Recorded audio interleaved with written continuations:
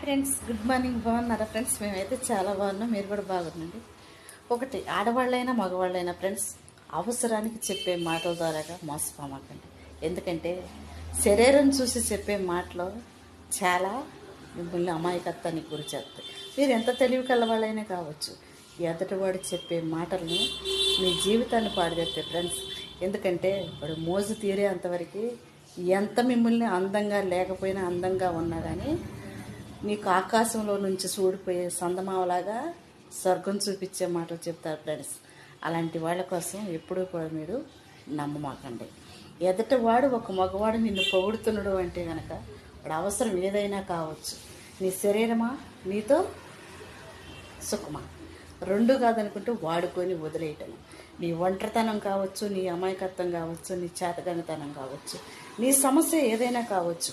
ఒక మగవాడికి ఎప్పుడైనా అవకాశం ఇచ్చినవు అంటే కనుక నిన్ను అంతకంటే వీన్నంగా తయారు చేసి వదిలేస్తాడు. ఆయమన్నవాడైతే అర్థం చేసుకుని బాగు చేస్తాడు, స్వార్థపరుడైతే వాడుకొని వదిలేస్తాడు.